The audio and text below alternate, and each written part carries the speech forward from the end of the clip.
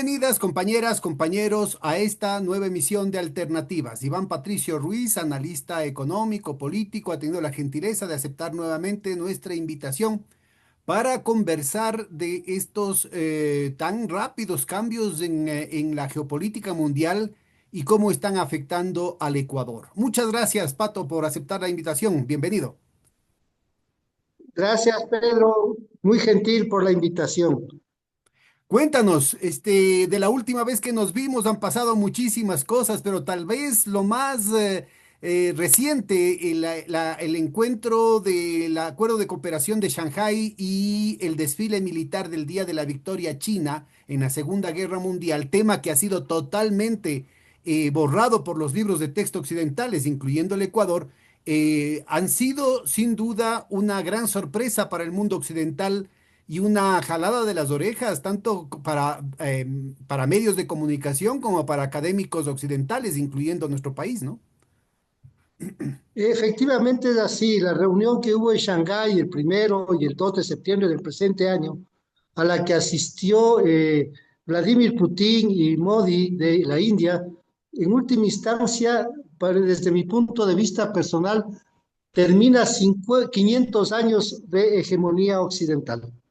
¿No? Entonces, no solamente fue una demostración de fuerza, sino en última instancia presentar una alternativa diferente al mundo unipolar que ha hegemonizado Occidente durante los últimos 500 años y principalmente durante los últimos 80 años desde que finalizó la Segunda Guerra Mundial y desde que se crearon algunos organismos como las Naciones Unidas, el Fondo Monetario, el Banco Mundial, etcétera, donde se constituyó un mundo unipolar liderado particularmente por los Estados Unidos. Sí, la reunión que hubo en Shanghái entre lo que significa el oso, el elefante y el dragón para representar a lo que significa Rusia, la India y China, estamos hablando de alrededor del 40% de la población mundial y alrededor del 40% del Producto Interno Bruto Mundial, que se presenta como una alternativa al mundo unipolar liderado por los Estados Unidos. Es decir, entramos en una fase diferente de un mundo multipolar en que en última instancia se va a poder de alguna manera contrarrestar la hegemonía de los Estados Unidos. He ahí la importancia, pero no solamente la Organización de Cooperación de Shanghái, sino también los BRICS, es decir, los países de Brasil, Rusia, India, China y los otros países que hoy están conformando el BRICS, que ya representa más del 50% del Producto Interno Bruto Mundial y alrededor del 60% de la población mundial. Es decir, esto significa que se acaba la hegemonía del mundo unipolar, como he señalado anteriormente. Y también significa una recuperación de los principios que se crearon hace 80 años con la Organización Mundial de Comercio, con el Fondo Monetario, el Banco Mundial y sobre todo las Naciones Unidas. Estos organismos han sido no solo liderados por los Estados Unidos, en palabras de uno de los teóricos rusos, dice, estas organizaciones, refiriéndose a las Naciones Unidas, al Fondo Monetario, al Banco Mundial, a la Organización Mundial de la Salud, a la Organización Mundial de Comercio. Tugin señala, que es uno de los teóricos de Rusia y asesor de Putin, estas organizaciones son una extensión de los servicios de inteligencia occidentales y no es de extrañar que no se confíe en ellas. Quienes comparten el mundo multipolar deben crear nuevas instituciones. Es decir, esta reunión significa que paulatinamente los países van a ir desdolarizándose, van a empezar a comercializar en sus propias monedas, va a haber un giro en el comercio internacional y en perspectiva van a ir creando instituciones, no sé si paralelas o se vaya democratizando las instituciones creadas hace 80 años. Pero lo interesante de todo esto es que los países del sur, sobre todo los países de América Latina, los países del África, ya tienen una alternativa diferente al mundo unipolar presentado por los Estados Unidos.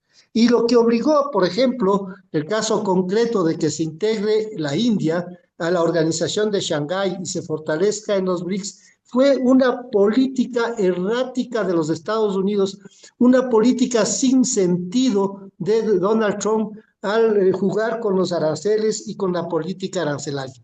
Es un poco lo que derramó el vaso de agua fue el 50% de arancel que Estados Unidos le quiso clavar a la India, chantajeándole que deje de comercializar el petróleo ruso. Entonces, estamos hablando que la India es una gran civilización, es un gran país, es más o menos el 15 a 20% de la población mundial, es decir, alrededor de 1.400 millones de seres humanos. Es una economía que ha venido creciendo entre el 5 y el 6% anual. Es una economía que dentro de unos 10 o 15 años será la segunda o tercera economía del mundo. Entonces, los Estados Unidos pretende seguir manteniendo su hegemonía de un mundo unipolar, chantajeando a los países. Entonces, eso parecería ser que se va a acabar y los países del sur van a tener una alternativa diferente a organismos como el Fondo Monetario y el Banco Mundial, que como bien señala Dugin, han constituido extensiones de los servicios de inteligencia de los y cuyo objetivo ha sido desmantelar, desestructurar, destruir los estados-nación a través de las políticas de ajuste. Sí, durante Pero 80 aquí años, yo te pondría un signo de interrogación. Bueno, algunos, ¿no? claro que sí. Empecemos por otro aniversario. Justo este año se cumplen los 70 años del espíritu de Bandung, es decir, de todo este movimiento de países no alineados que incluía a buena parte de aquellos países que habían logrado triunfar en su lucha en contra de sus respectivas metrópolis coloniales que habían despertado en una lucha por construir estados-nación, por construir mercados nacionales, por construir mecanismos de igualdad, de prosperidad para sus respectivos pueblos. Y después de avanzar en muchos campos, en los años 70 fue casi el clímax de esa situación. En Naciones Unidas se adoptó la propuesta de los no alineados, que incluía también a India, a China, a Indonesia, a Yugoslavia, que ahora no está, por ejemplo, a Cuba, se tenía ya la declaración del nuevo orden económico internacional. Sin embargo, con una simple subida de las tasas de interés de parte de los Estados Unidos, se activó la trampa de la deuda y se acabó con los países no alineados en muy poco tiempo, y no solamente con los no alineados, sino con los países socialistas del socialismo de Estado, digamos. ¿Cuál sería la gran diferencia entre ese ascenso, esa emergencia de los no alineados y la actual emergencia de también de estos no alineados que están planteando un mundo polifónico, un mundo multipolar? Bueno, hay una diferencia fundamental y es el peso económico que hoy tiene China, la India y Rusia y Irán y Corea del Norte y los BRICS, que no es el mismo peso económico que tenían los países no alineados hace 40 años. Entonces, eso ya marca la diferencia. Estamos hablando que China ha venido creciendo en un orden del 7 al 10% anual durante los últimos 20 años al menos. China está liderando el comercio mundial y es la primera economía del mundo por el poder de paridad de compra. Y además, mientras el Oriente, particularmente la China y los países asiáticos, se industrializaron, los países occidentales, particularmente los Estados Unidos, se desindustrializaron con la política de Reagan en los años 80, 90 e inicios del 2000. Entonces, eso marca la diferencia. Estamos hablando que China pasa a ser la primera economía del mundo en todo lo que serían las tecnologías de punta, incluida la inteligencia artificial. inteligencia artificial, manejo de chips, el desarrollo económico de China, que ha sido realmente acelerado en los últimos 15 años, igual el de la India y el de Rusia. Estamos hablando, como había señalado, el 40% del Producto Interno Bruto Mundial, lo que le hace a China ser la primera economía mundial por el poder de paridad de compra. Uno. Dos, y Rusia la primera potencia militar del planeta. Es decir, hay un contrapoder real y eso marca la diferencia con los países no alineados. Y el sur puede ver en una alternativa real con respecto al mundo unipolar de los Estados Unidos. Además, China tiene, me sorprendía algunos datos, que los chinos tienen, digamos, un ahorro de 40 billones de dólares en español o 40 trillones de dólares en inglés. Sí, es una economía boyante, es una economía que puede efectivamente liderar una alternativa al bloque occidental. En los Estados Unidos vemos una economía con problemas, una economía que se ha desindustrializado, una economía con un nivel de endeudamiento que supera los 37 billones de dólares o trillones de dólares en inglés, frente a un PIB de 25 billones, ¿no? Vemos una economía en franco declive que está buscando desesperadamente seguir manteniendo esa política de garrote, esa política de chantaje, esa política colonial, ¿no? Que se caracterizó a los Estados Unidos durante la década de los 60, de los 70, de los 80, del 2000 e inclusive posteriormente con la guerra de Siria, con la invasión a Libia, Gaza, etcétera. Entonces, existe ya un contrapoder, una alternativa real. China no solo va a ser la primera economía del mundo, sino que va a liderar en las principales tecnologías de punta del futuro, empezando con la inteligencia artificial, el tema de los chips, el tema de todo el proceso de industrialización de industrias claves, de nuevas tecnologías, de la informática, etcétera, etcétera. Si Ahora, nosotros vemos las 10 sí, principales ramas industriales, China lidera en 8 o en 9. sí, Enrique Dussel Peters mencionaba un estudio de ASPI, que es un centro de investigaciones sobre tecnología de Australia, por si acaso, que no, que tiene, hace una serie de evaluaciones periódicas, que de 64 líneas de vanguardia, ahora tiene 57, la prioridad la tiene China, ¿no? Hace el primer estudio que salió hace 22 años. En el 2003, China tenía solamente 6.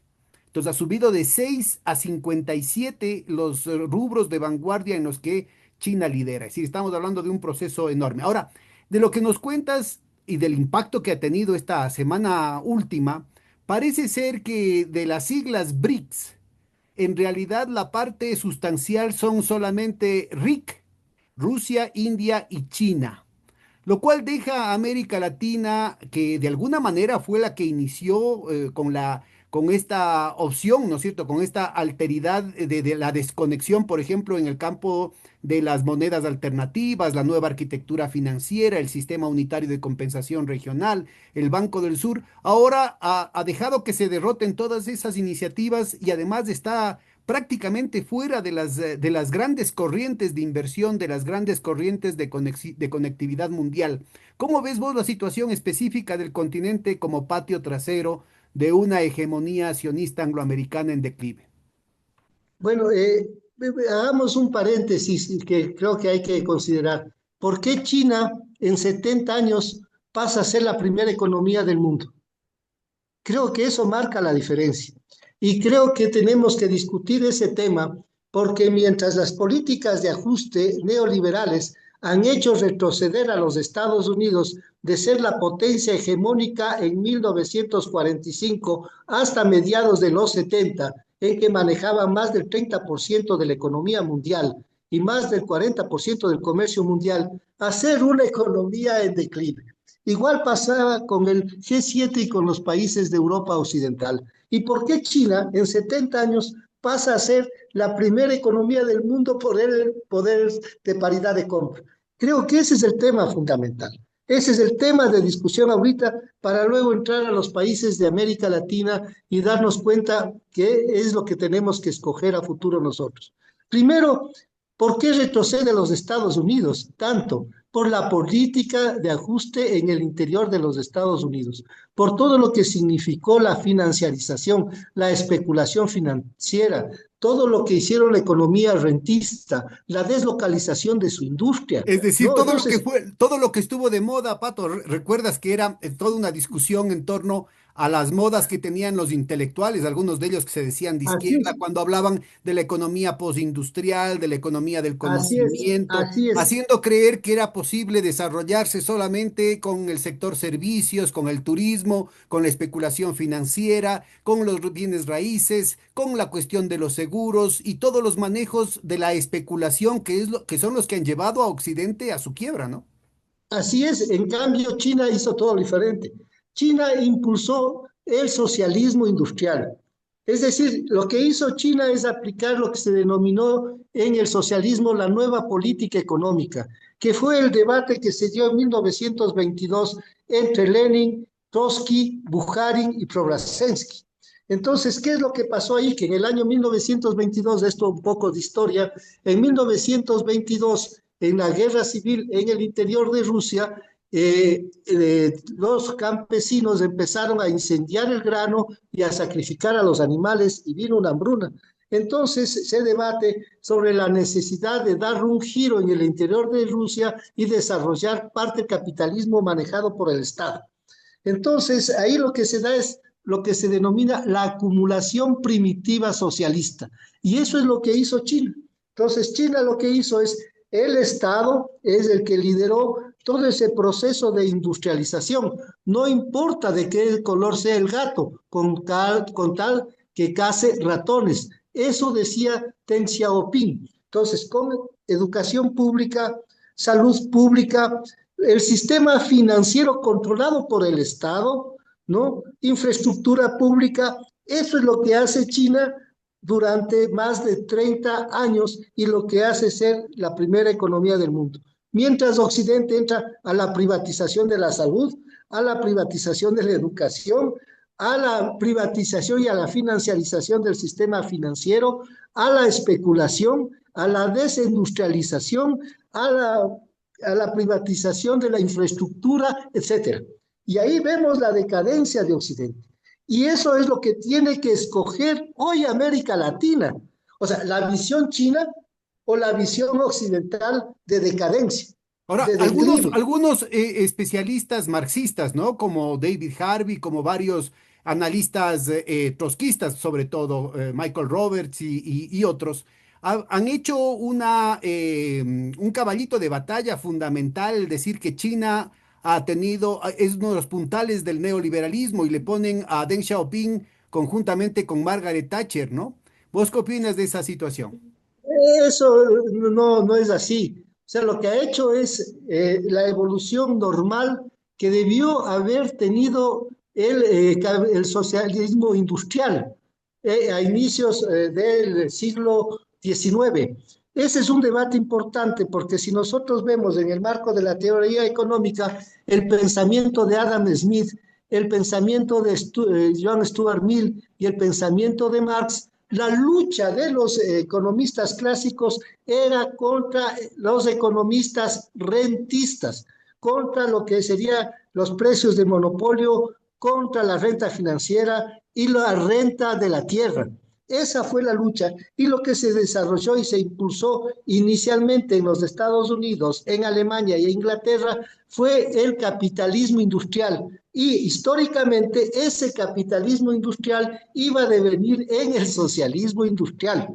Entonces, lo que ellos dicen es quizá a propósito, no es que desconozcan, la teoría económica clásica de Smith, John Stuart Mill y Carlos Marx. Entonces, luego viene el contragolpe de los economistas rentistas a mediados del siglo, a principios del siglo pasado, con la escuela austríaca. Gibbons, Walras, Pareto, son los que dan un giro y dan cierto sustento a la economía rentista.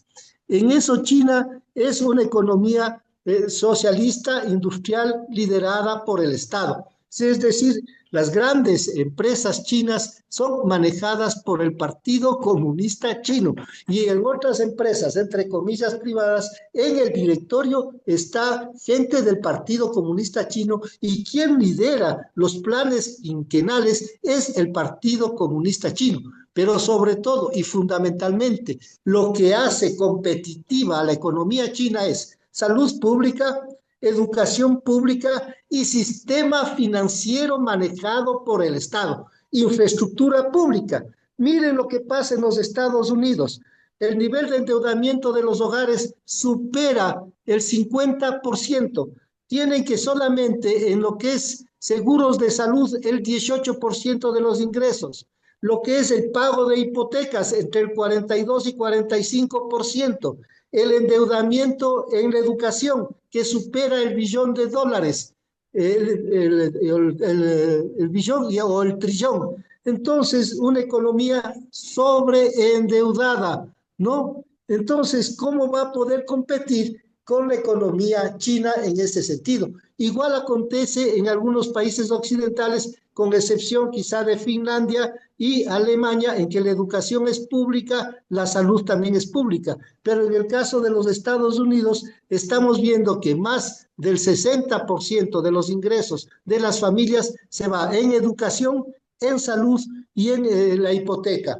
Entonces, estamos en ese dilema. ¿Y ¿Qué cómo verías escoge América Latina? eso? ¿Cómo ¿Hacia verías tú dónde la va América posibilidad Latina? de que América Latina recupere y la correlación de fuerzas que permitió que justamente asuma ese andar, digamos, de una economía mixta, tomando lo mejor de la planificación y ubicando un espacio muy específico también para el mercado, como fue, digamos, en una situación heterogénea con distintos grados durante los primeros 20 años de este siglo?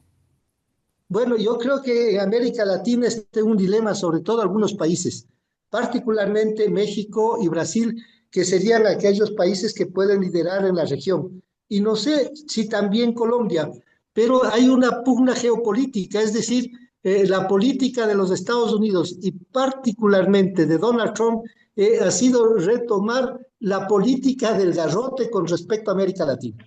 Entonces, en el interior del gobierno de Trump hay una contradicción entre el grupo globalista, ¿no? Que era liderado por el Partido Demócrata y por Biden y por algunos neoconservadores que están en el interior del gobierno de Trump y los trumpistas del grupo MAGA. Pero un poco Trump se encuentra en una situación, digamos, crucial, difícil de chantaje. Entonces, un día dice una cosa, al otro día otra cosa.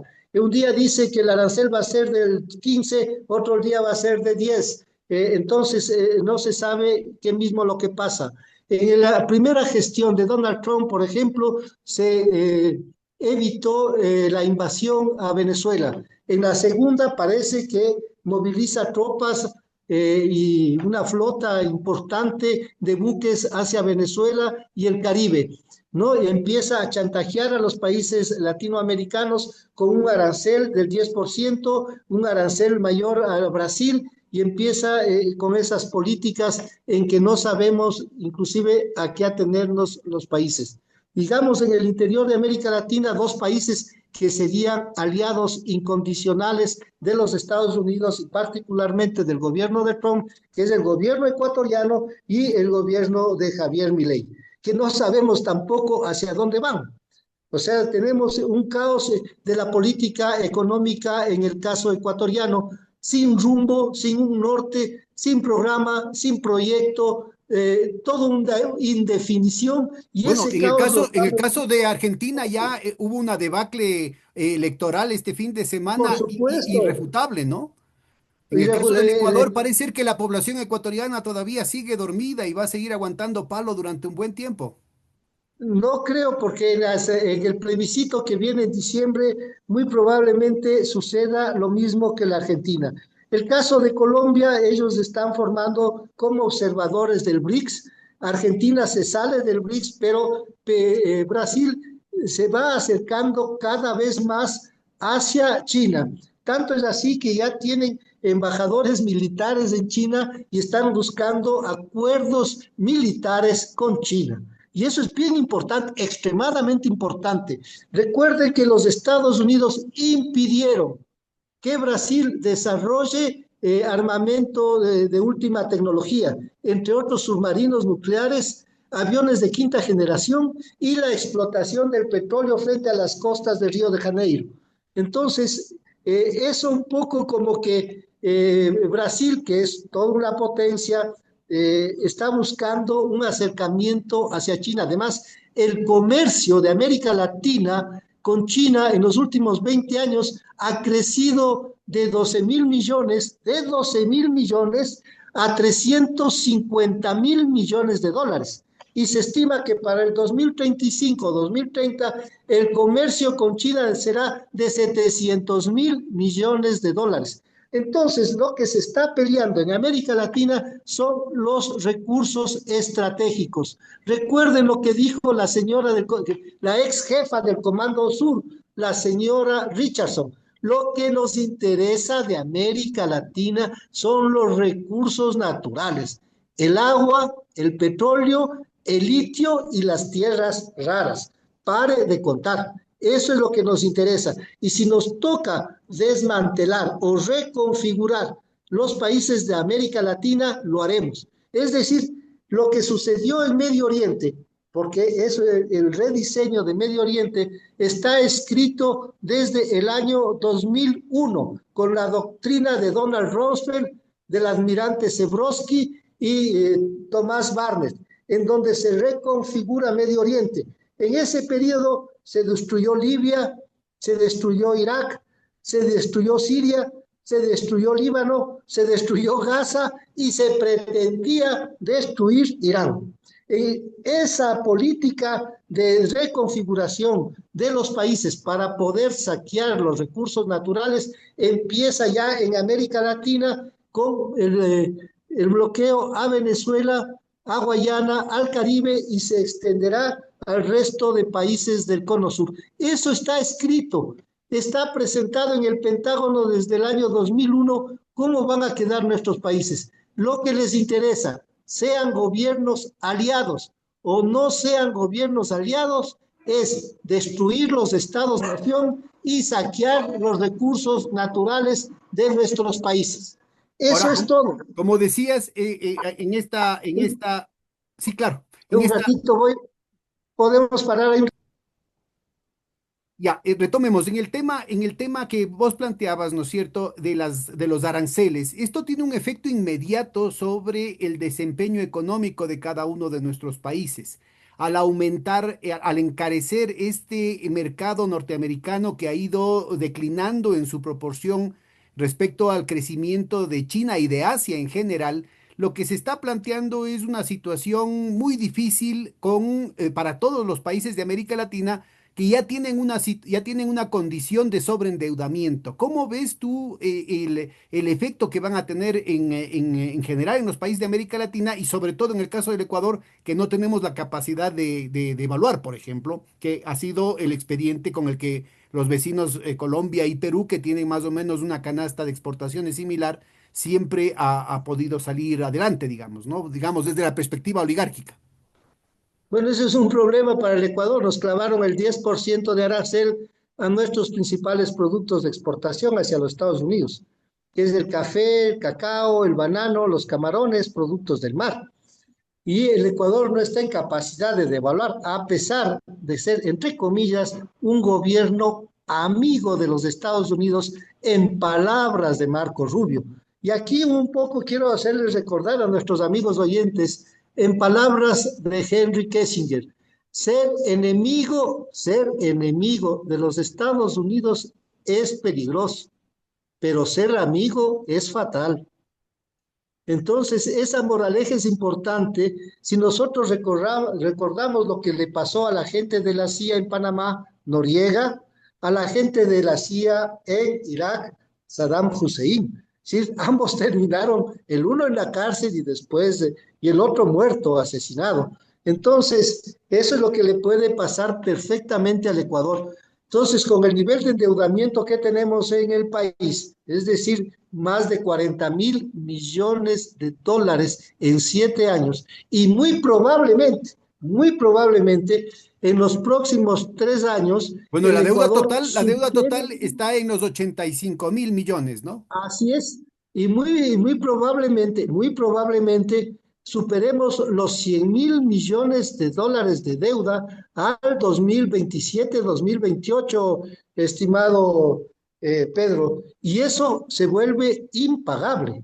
Es decir, la deuda en dólares es impagable y ese ha sido el mecanismo a través del cual el Fondo Monetario y el Banco Mundial han sometido a los países. Es decir, el tema del almuerzo gratis.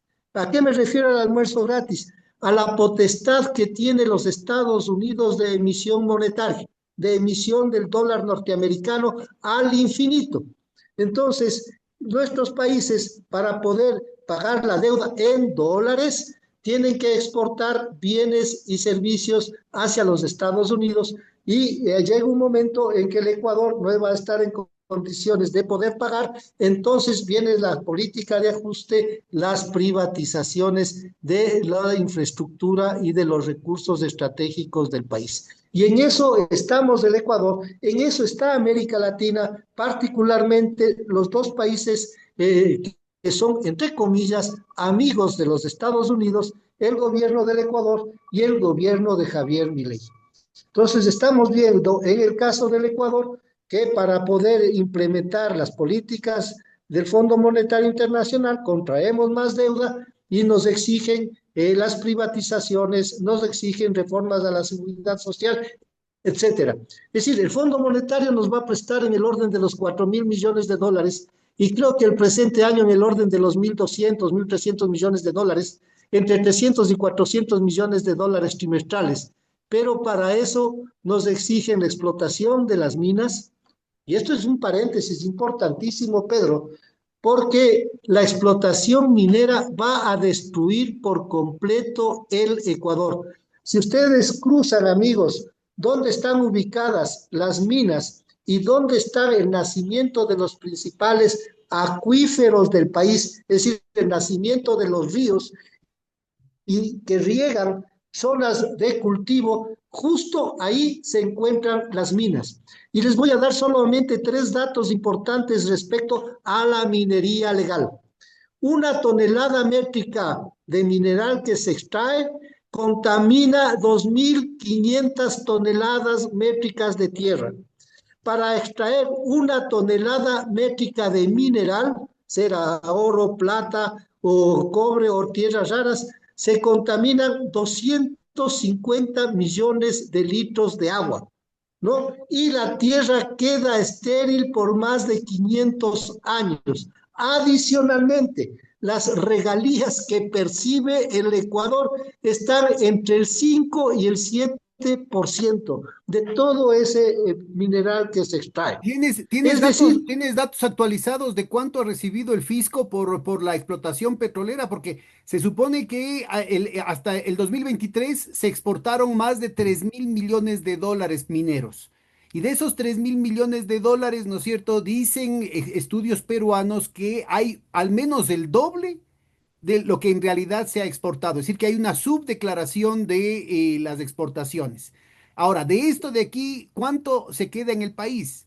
El ingeniero Jorge Jurado, que ha sido un experto minero, ha sido autoridad minera, fue daba, subsecretario de Minas. sí, daba el dato, ¿no es cierto? Cuando fueron 2.000 millones de dólares, daba el dato de que a duras penas quedaron en el país 50. ¿Tienes datos actualizados de cuánto habrá quedado ahora? No tengo el dato actualizado, pero cuando fue subsecretario de Minas, Jorge Jurado, yo le hice una ayuda a memoria sobre cuánto pagan de regalías las empresas mineras por extracción de mineral. Y en promedio están entre el 5 y el 7%. Qué Y bien. hablamos de 3 empresas mineras grandes, la australiana, la canadiense y la china. Y el tema es que si el Ecuador va a perder los acuíferos, la tierra de cultivo, va a contaminar las aguas, no tiene sentido, el mineral tiene que quedar ahí, aparte que va a destruir todas las comunidades en donde están ubicadas la minería.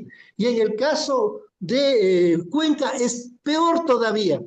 Cuenca es la única ciudad del Ecuador que tiene procesamiento de las aguas de los ríos. Entonces, los cuatro ríos de Cuenca confluyen y pasan por un proceso de limpieza, ¿no? En unas piscinas enormes. Ya en la tercera piscina podemos ver inclusive peces, podemos ver pájaros. Entonces, si se contamina uno de esos acuíferos, se contaminan los cuatro ríos de Cuenca. Y yo creo Va a que estar peor Cuenca, que esos episodios de Los Simpsons, ¿no? peor que los episodios de Los Simpsons, yo creo que Cuenca va a ser la sepultura del gobierno de Daniel Noboa.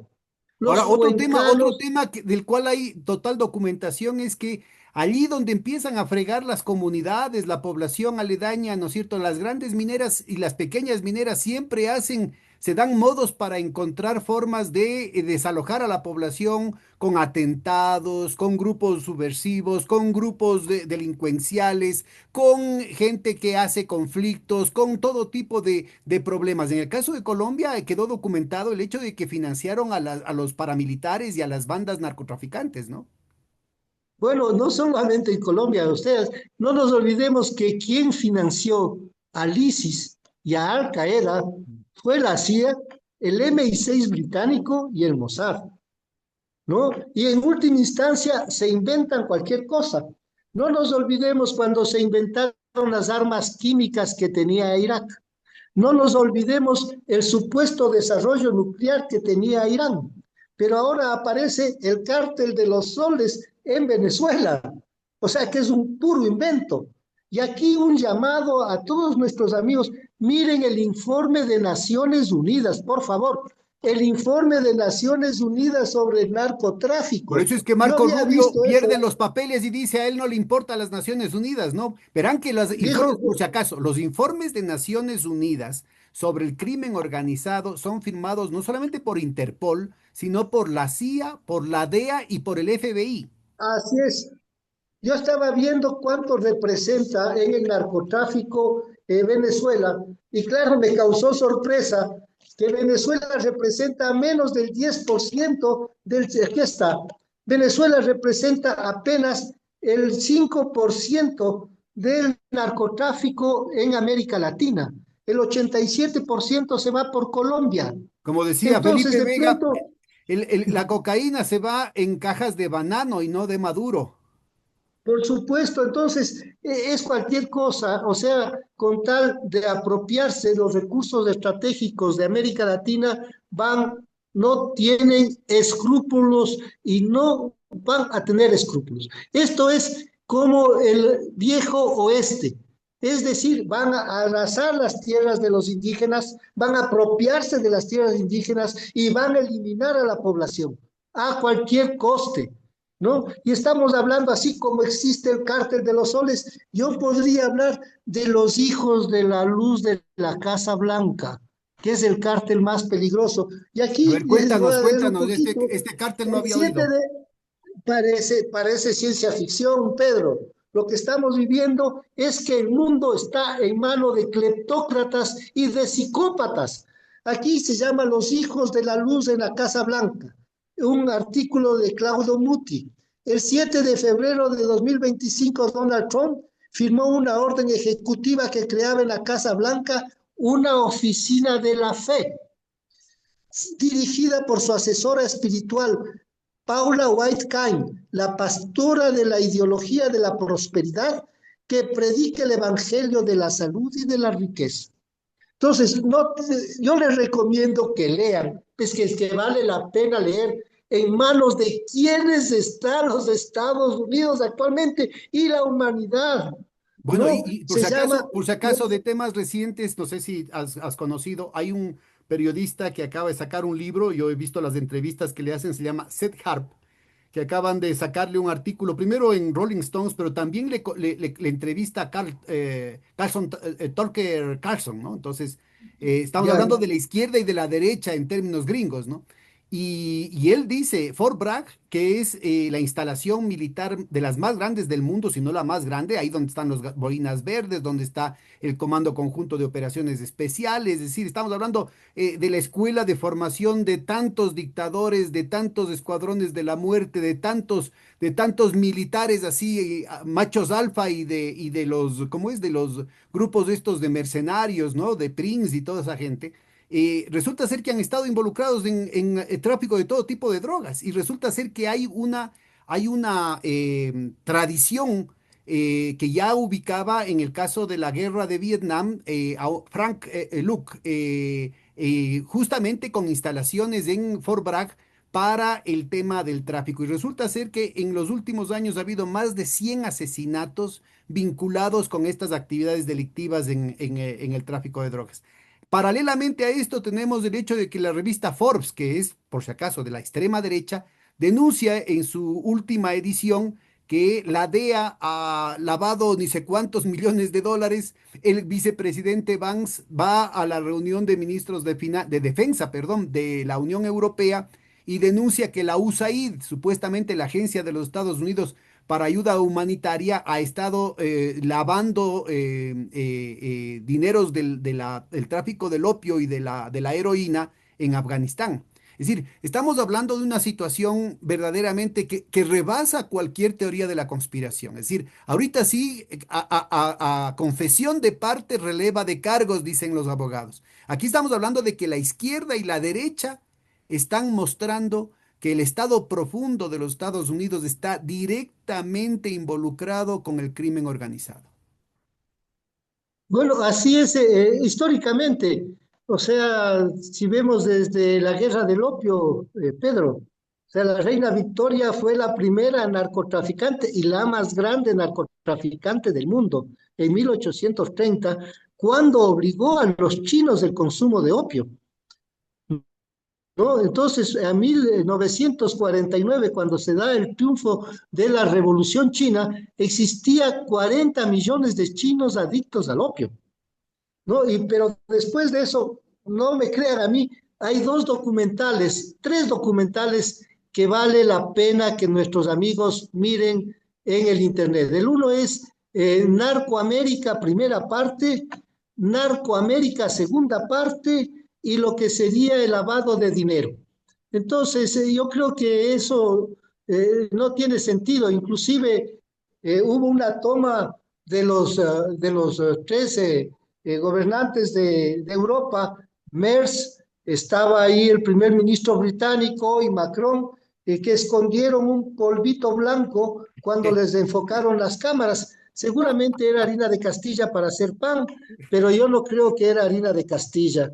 Entonces, Estados Unidos es el primer productor de marihuana del mundo, es el primer productor de anfetaminas y de drogas químicas, es el principal y el primer consumidor y el quien creó la adicción a los opiáceos. Ahora, el Es punto decir, fundamental es que continúa, a pesar de que ya desde la época de Nixon se está oficialmente en esta campaña mundial extraterritorial de la guerra contra las drogas, sigue siendo el munido argumento de todas las agresiones, de todas las incompetencias, de toda la corrupción de parte de los Estados Unidos. Y ahora viene el secretario de Estado, independientemente de quién sea, estamos hablando de la institución más importante de la diplomacia de los Estados Unidos y vuelve a plantear de dientes para afuera al menos que el eje fundamental de su gira por América Latina es la guerra contra las drogas. Y aquí así lo asumen, a pesar de que este gobierno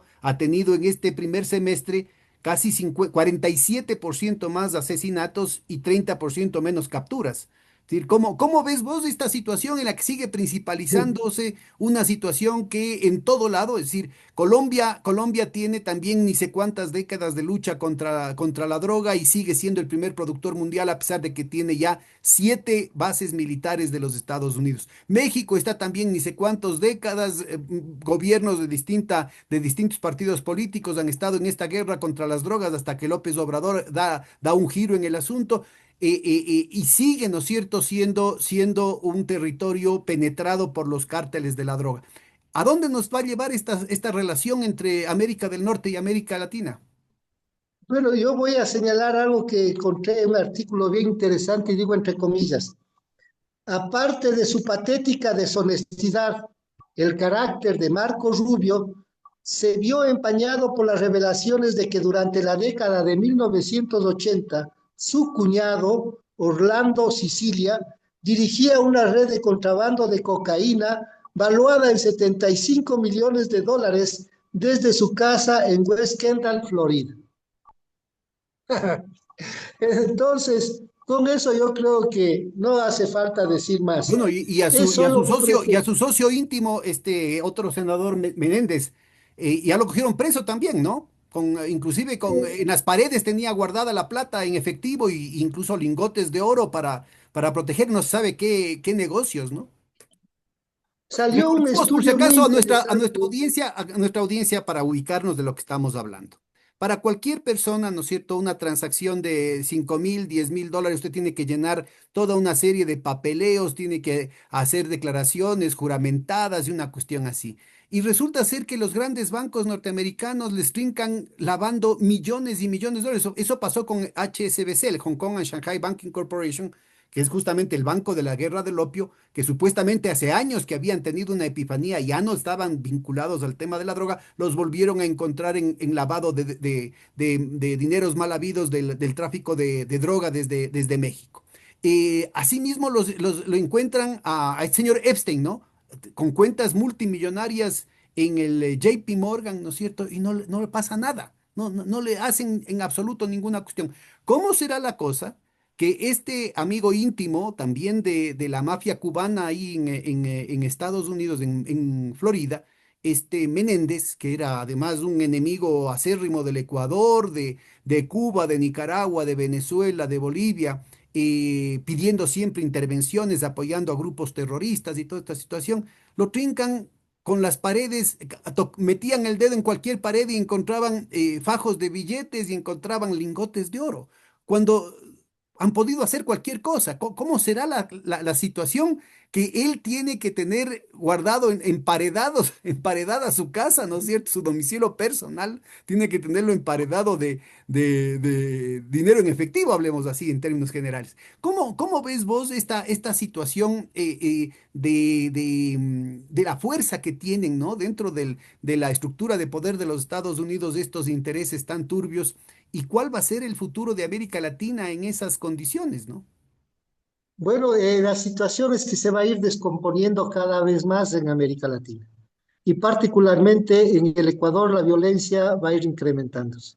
Si bien en bases militares la violencia y la criminalidad va a incrementarse en más del 500%. El riesgo es demasiado grande y no se va a combatir el narcotráfico, no se va a lograr derrotar.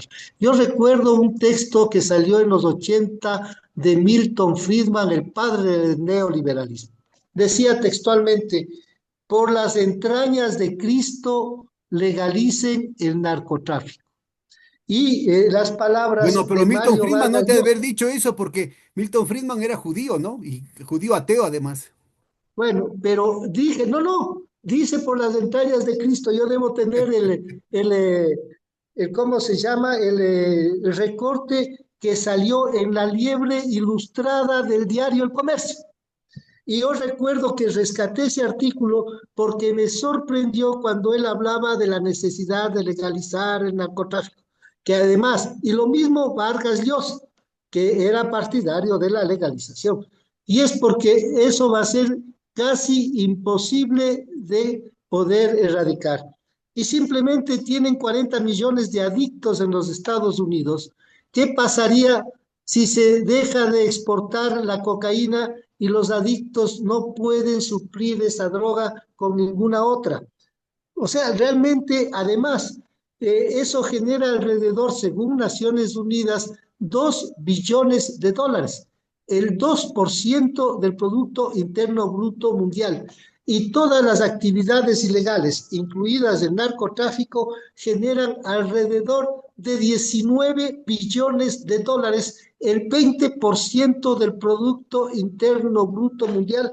No tengo por aquí el estudio que nació, que salió en el diario El País, pero si a alguno de los amigos oyentes les interesa, pueden poner el título de 19 billones de dólares maneja la economía ilegal, diario El País, y les va a salir la noticia. Ahora, mira, en este Entonces, encuadre, con este encuadre, Pato, yo creo que es importante el ir desmenuzando qué es lo que va a pasar con la economía nacional, como marco fundamental del tema, ¿no? Es decir, estamos hablando de una situación en la que, por un lado, nos ponen aranceles, sin la capacidad que tendrían nuestros países competidores, digamos, de devaluar, primera gran parte. Estamos hablando de las principales exportaciones ecuatorianas que estarían por ahí.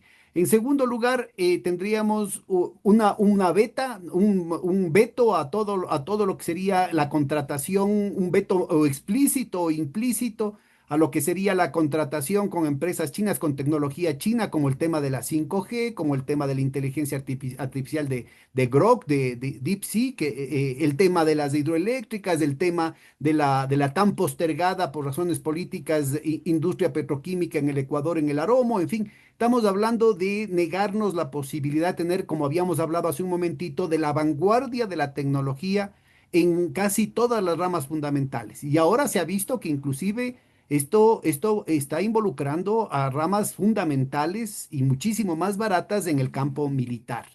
Y por otro lado, ¿no es cierto?, están obligando a una política de ajuste, es decir, matan el mercado externo y matan el mercado interno. ¿Qué va a pasar con la economía del país? el objetivo es la destrucción del Estado-nación para saquear los recursos naturales del país y constituirnos en un Estado fallido. Es decir, lo mismo que sucedió en países como Libia, como Siria, como Irak, eso le va a acontecer al país en el mediano y largo plazo. Y además, muy probablemente se salve un poco Perú. No sé si se salve Perú, pero Bolivia va a correr la misma suerte. A Venezuela no sé si logren saquearle. A los países centroamericanos lo mismo, porque es la única forma de sostener la economía norteamericana en su fase de declive y de decadencia.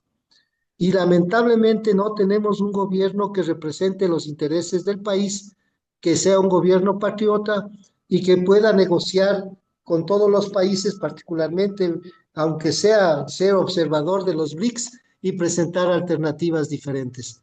Entonces, realmente yo tengo una visión extremadamente pesimista Ahora, del pero a ver, país. vamos por partes, ¿no? O sea, estamos hablando de la oligarquía agroexportadora, por decirte alguna cosa, ¿no? Es decir, ya hemos hablado del tema minero, ahí están involucradas básicamente empresas transnacionales, entonces las transnacionales tienen sometido a todo el aparato del Estado, a los medios de comunicación, a los principales intelectuales, entre comillas, del país, entonces va a haber una cuestión absolutamente sometida.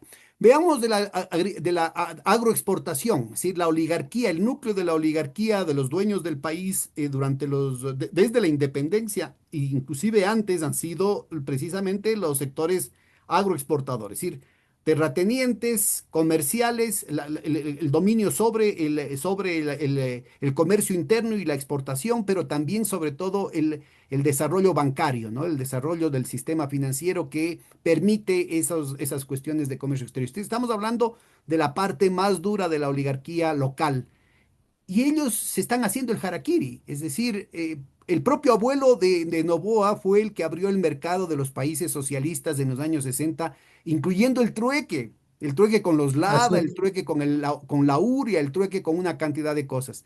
Y ahora es el nieto el que está cerrando eso y que ya lo hizo, ¿no es cierto?, con la payasada, acuérdate de la supuesta chatarra soviética que quiso entregar Así es. el armamento que decían que ya no valía, ¿no es cierto?, lo cual es especulado y que debería investigarse a fondo, ¿no es cierto? ¿Quién dijo que ese armamento no valía? Es un activo del Estado y lo iban a dar de baja, así nomás lo iban a regalar.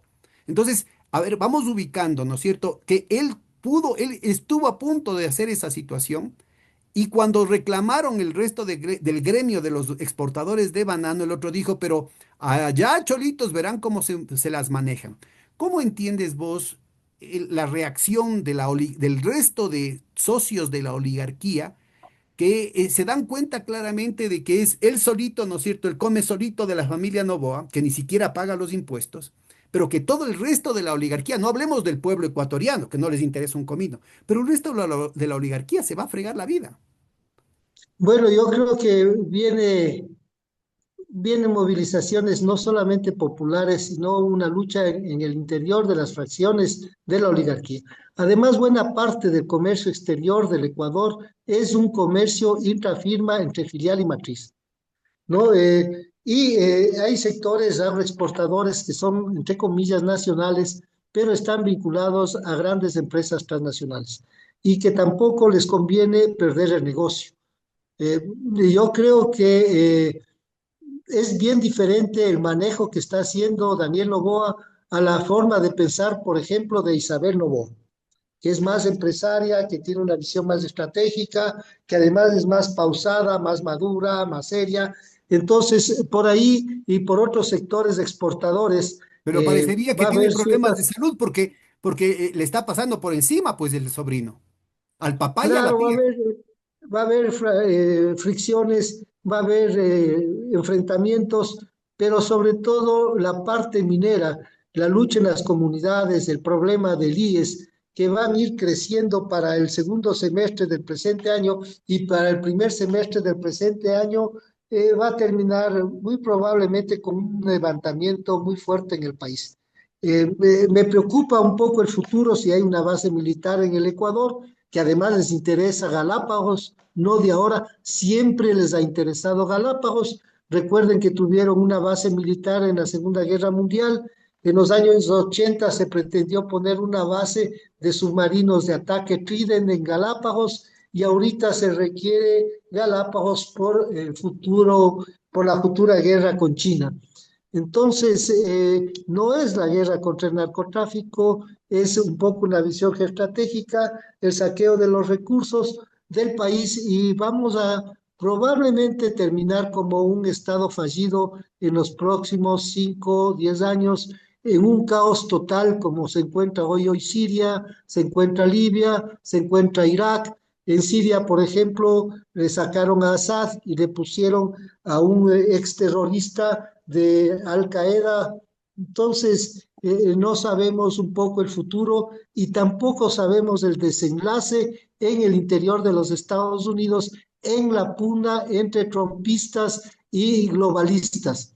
Si es que Trump se somete a los globalistas o si se aleja de ellos, hubo intentos de afectar el Banco de la Reserva Federal, hubo intentos de encarcelar a George Soros y sus hijos, que son los representantes del globalismo, pero no ha avanzado mayormente Donald Trump y más bien ha implementado una política de los neoconservadores con respecto a América Latina, con respecto a Medio Oriente, con respecto a Rusia y con respecto a Asia.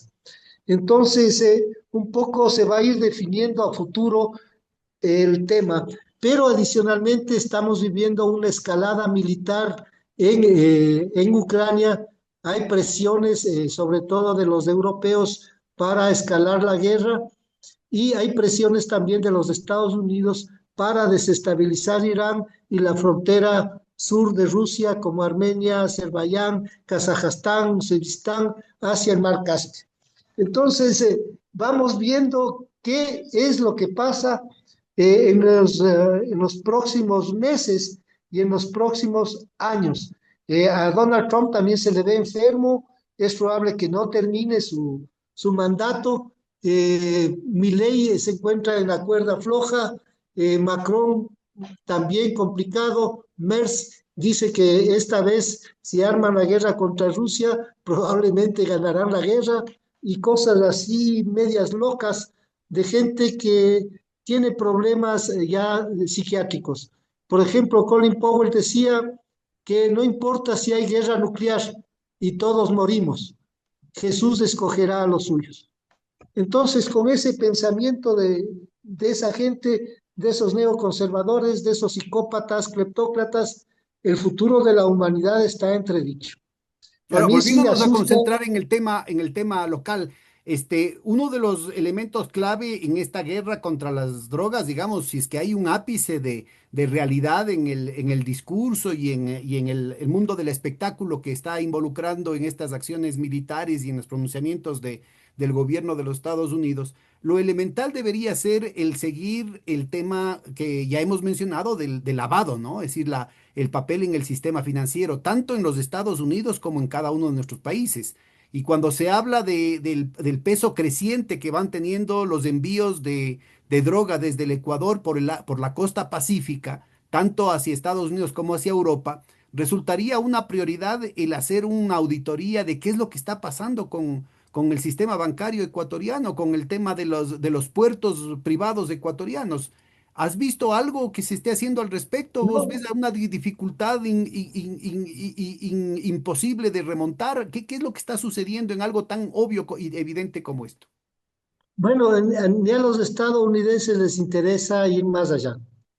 Porque, ¿qué pasaría si los Estados Unidos deja de, primero, de exportar todos los insumos que se requiere para el procesamiento del narcotráfico? Estamos hablando de alrededor de 10 ingredientes que se requiere para poder transformar la hoja de coca en clorhidrato de cocaína.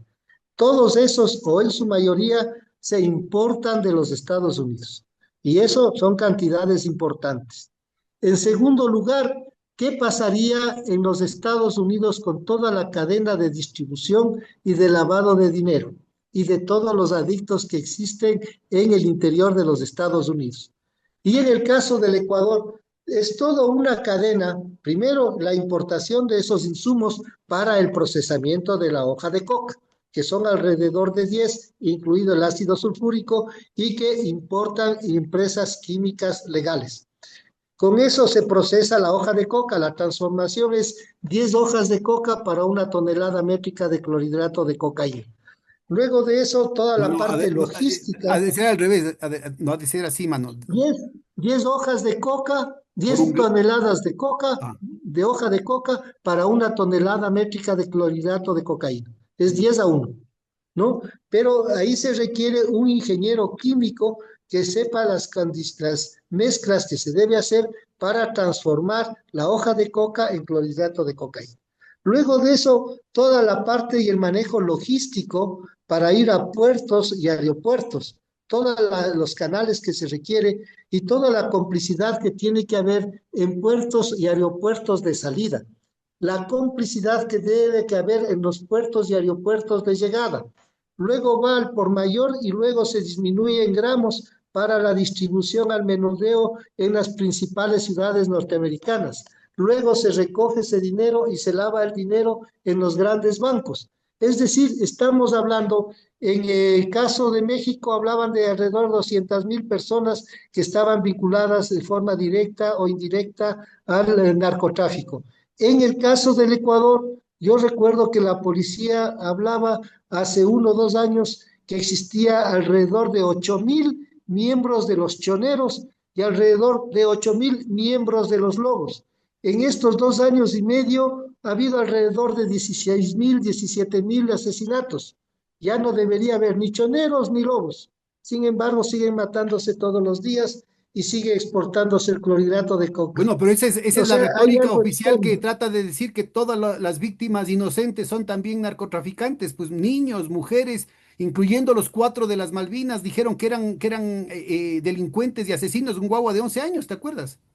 Entonces, hay algo que está oscuro, hay algo que no se entiende y que realmente quizá a futuro se pueda aclarar. Pero en todo caso, en el caso del Ecuador, tiene un impacto directo en el empleo y en el lavado de dinero. Si la economía todavía ecuatoriana se subsiste y se mantiene, es porque se estima entre 2.000 o 4.000 millones de dólares el lavado anual de dinero en el caso ecuatoriano. Ahora, eso sería, si se empieza a atacar a la pirámide, a la parte alta de la pirámide, sería diferente. Pero lo que se ataca es a la distribución del menudeo del narcotráfico, de los barrios, de las poblaciones, etcétera. No se está atacando realmente a donde debería atacarse, que es a la yugular, que es al lavado de dinero. Entonces, eso además no debe ser muy difícil. para los Estados Unidos saber la fuente de ingresos, por dónde ingresa el dinero, inclusive las avionetas o los drones cargados de droga. Pónganse ustedes que en vez de que entren droga a los Estados Unidos, venga un dron con un arma nuclear. O sea, los Estados Unidos saben perfectamente lo que ingresa, lo que sale y tienen un registro. Entonces hay una complicidad de las autoridades de salida y de entrada en los Estados Unidos. Pero yo hablaba de los opiáceos porque quien estimuló el consumo de opiáceos en el interior de los Estados Unidos fueron los mismos médicos y muchas empresas que producían opiáceos para el dolor tuvieron fuertes juicios en el interior de los Estados Unidos. Hablaba también que es el primer productor de marihuana del mundo y de productos de drogas químicas que produce los Estados Unidos. Entonces es un tema bien difícil de resolver, que no se va a resolver y que tampoco se ha aclarado. Hay investigaciones bastante interesantes sobre el poder del narcotráfico, pero es algo que, y en eso coincido con Vargas Llosa, es un problema de salud pública para los Estados Unidos. No es un problema de combatir de la forma en que ellos, entre comillas, quieren combatir. O sea, usted no puede mandar buques de guerra, no puede mandar submarinos para destruir una lancha de pescadores. Es absurdo. O sea, esa idea de la lancha de pescadores, quien haya viajado en una lancha de pescadores, no puede llevar 11 tripulantes, no puede llevar una tonelada de droga, ni tampoco puede llevar la cantidad de combustible que se requiere para salir de Venezuela y llegar, qué sé yo, a una isla Bueno, del ese Caribe. tipo de desproporciones, yo no creo que vayan en ningún momento a plantearse un tema de una bomba nuclear y una cosa por el estilo, pero yo creo que ese tipo de desproporciones están muy ligadas a la necesidad también de vender armas, ¿no? Y ya están empezando los ruidos de sables, empezando que Chile aumenta la compra de armas, que Perú aumenta la compra de armas, que entre Perú y Colombia ya apareció un problema diplomático respecto a una isla que ni siquiera estaba en los mapas antes. En fin, empiezan a haber problemas por todos lados. ¿Cómo ves vos la posibilidad de que se dé una carrera armamenticia animada por estos oscuros intereses de los mercadores de los mercaderes de la muerte aquí en el continente? Bueno, la economía norteamericana requiere la venta de armas. Pues recuerda que el acuerdo que tuvieron con Europa es alrededor de 700.000 millones de dólares que los europeos tienen que comprarle a los Estados Unidos en armas y alrededor de 600.000 millones de dólares en combustible. Pero adicionalmente, Donald Trump le subió el arancel a Europa del 2% al 15%. Europa pasa a ser una colonia de los norteamericanos. Y lo que dice Donald Trump, nosotros nos salimos de la guerra de Ucrania, pero le vendemos las armas a los europeos para que financien y apoyen la guerra de Ucrania. Entonces, el tema militar es clave para el crecimiento de la economía norteamericana, que es la mega economía. Entonces, si no venden armas y si no hay guerra, la economía norteamericana entra en recesión y en declive. Entonces, es bien difícil que los norteamericanos dejen de vender armas a los cárteles de la droga en América Latina. Vean el tipo de armamento, uno, y dos, el tipo de entrenamiento que tienen los narcotraficantes en el caso ecuatoriano o en el caso de México. Hay un estudio interesante que salió en el diario El País, en donde mercenarios colombianos entrenados en Ucrania, en Medio Oriente, son los que les capacitan a los mercenarios y a los cárteles de la droga en México y muy probablemente en el Ecuador.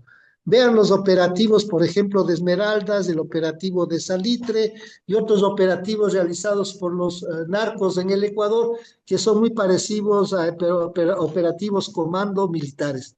Entonces, es un tema bien difícil, es el pretexto para saquear nuestros países, para saquear los recursos naturales y para convertirnos en Estado fallido. Mucho me temo que al final de este gobierno si es que llega a terminar la gestión de gobierno, el Ecuador quede en una situación extremadamente vulnerable, una situación de un Estado fallido, muy difícil de poder revertir en los próximos 15 o 20 años y que va a tener un impacto directo en la misma oligarquía. Y vuelvo a insistir las palabras de Henry Kissinger.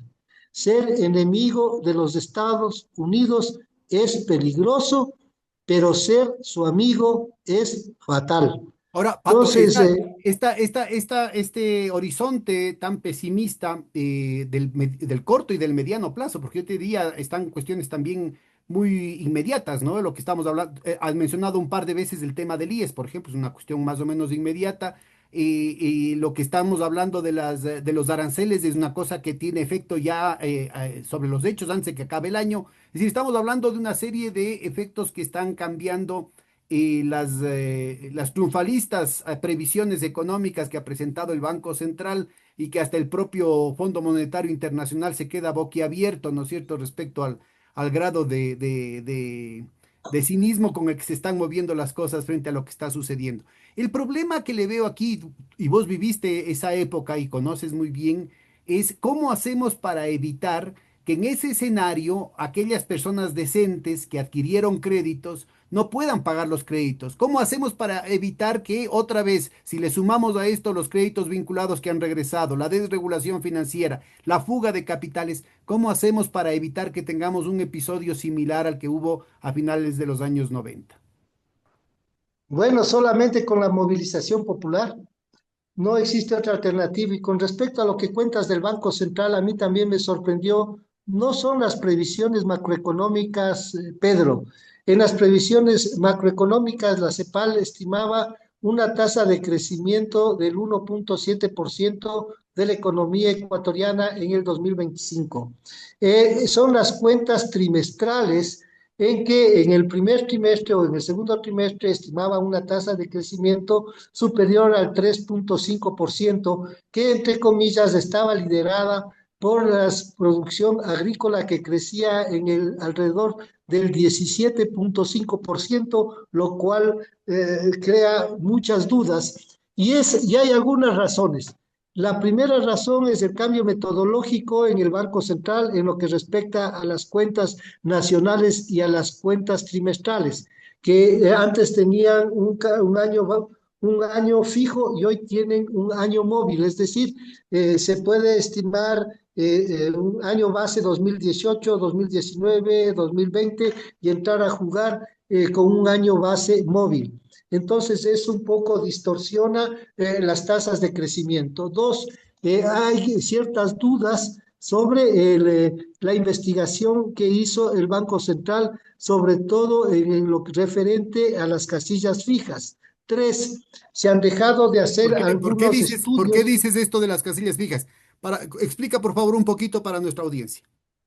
Ya, en el caso de las casillas fijas, no creo que haya habido una actualización del nivel tecnológico de las industrias ecuatorianas.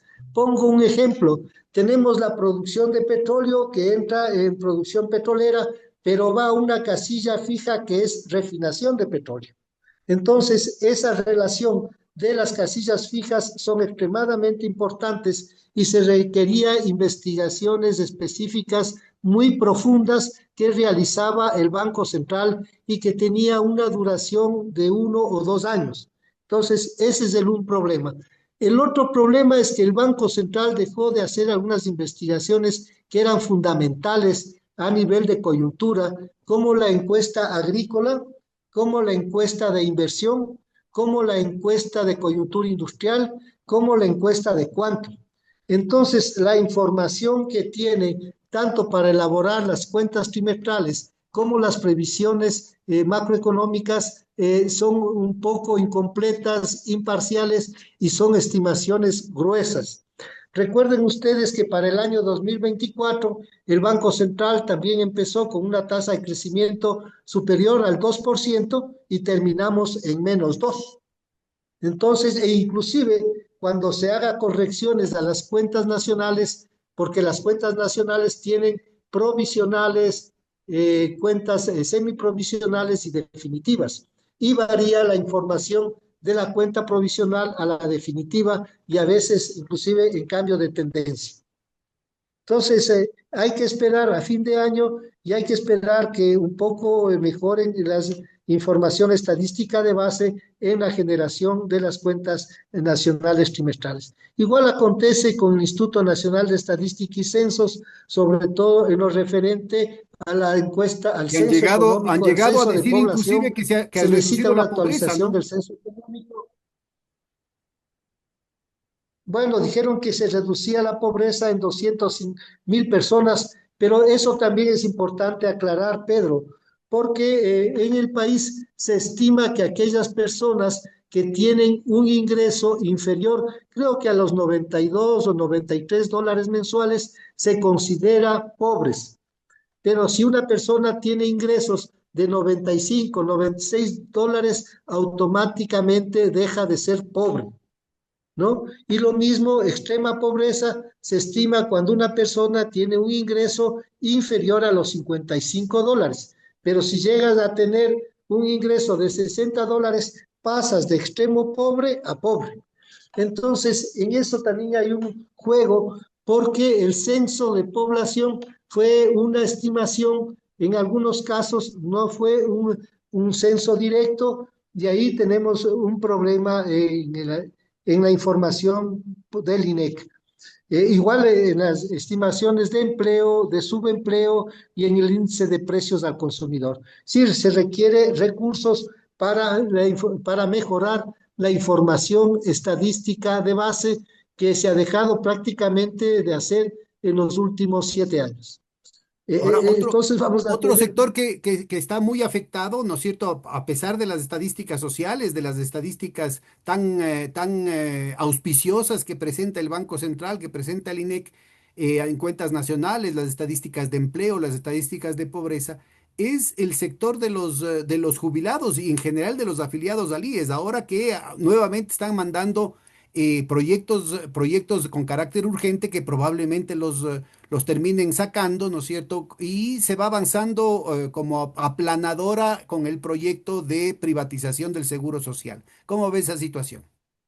Ese es un problema. El año 2017 vino una misión de la Organización Internacional del Trabajo para un poco hacer un estudio sobre la situación del IES, ¿no? Y la cuestión de los fondos de pensiones. Pero inclusive tuve una entrevista directamente con los argentinos porque en principio estaba yo nominado a participar en esa misión como contraparte ecuatoriana, pero por supuesto el señor, en ese entonces presidente Moreno, se opuso a que yo forme parte. No se conocen las cifras exactas de cuánto es la deuda que tiene el Estado con el Instituto Ecuatoriano de Seguridad Social. Según palabras de Alberto Dajic, palabras de él en una entrevista que hizo en Radio Sucre, creo, la deuda que tiene el Estado con respecto al IES está entre 35.000 y 40.000 millones de dólares. Sí, primero hay que saber cuánto efectivamente debe el Estado al Instituto Ecuatoriano de Seguridad Social.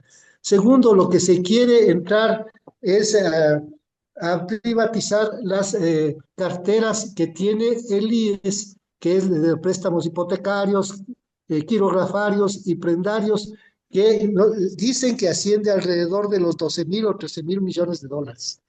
Es decir, en última instancia, no se conoce las cifras reales del Instituto Ecuatoriano de Seguridad Social. Alguna gente que trabajó en el IES hace años y que hoy está superando los 86, 87 años, dicen que la deuda que tiene el Estado con el IES es mucho más, pero no podemos demostrarlo, no podemos probarlo, no se transparenta la información. Sin embargo, lo que se busca es entregar la cartera al sector privado y que el IES sea quien financie el déficit del Estado. Eso va a descapitalizar el IES, no va a haber recursos para salud, para el pago de pensiones, etcétera.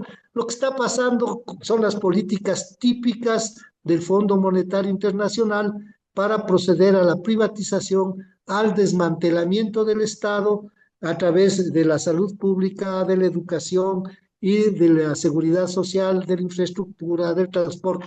Todo eso se va a ir desmantelando y va a entrar en una crisis sin precedentes en el primero o segundo semestre del próximo año. Va a estallar hidroeléctricas, va a estallar petróleo, va a estallar minería, va a estallar todo lo que es comunicación, va a estallar todo lo que es carreteras, seguridad social, salud, educación y violencia. Es decir, ese es el panorama del Ecuador dentro de un año. Y el presidente, por supuesto, seguirá viajando cada semana o cada mes a hacer sus negocios. Esa es la realidad del país que estamos viviendo. Eso es lo que escogió, entre comillas, el pueblo ecuatoriano en las elecciones anteriores y ese es el futuro que le espera al Ecuador en el corto y mediano plazo. Si no revertimos eso, simplemente nosotros y nuestros hijos y nuestros nietos no tendrán futuro y vivirán en un estado fallido. Eso es, estimado Pedro, mi visión. Alarmantes opiniones, Patricio. No sé si vamos redondeando con unas palabras finales para nuestra audiencia. Bueno, yo creo que los ecuatorianos tienen que ser conscientes de lo que estamos viviendo, tienen que ser lo más objetivos, no dejarse alienar ni entontecer por la propaganda del gobierno, tratar de cruzar la información y realmente tenemos que proceder a organizarnos y a pasar a la movilización, porque si no revertimos lo que hoy estamos viviendo, los ecuatorianos no vamos a tener ningún futuro y ya vamos a tener en el medianísimo plazo problemas en las pensiones jubilares y es muy probable que intenten pagarnos con bonos del Estado. Y el momento en que nosotros vamos a negociar esos bonos del Estado, el sistema financiero muy probablemente nos penalizará entre el 10, 15 o 20%. Es decir, no solamente los jubilados, sino los trabajadores en general tienen que organizarse y presionar a la Asamblea para que pare ese tipo de leyes que además le puedo apostar al pueblo ecuatoriano, el señor presidente no las ha leído. Eso es, estimado Muchas Pedro. gracias por tu tiempo, Patricio. Gracias, Un Pedro, abrazo muy y gentil. hasta la próxima. Hasta la próxima.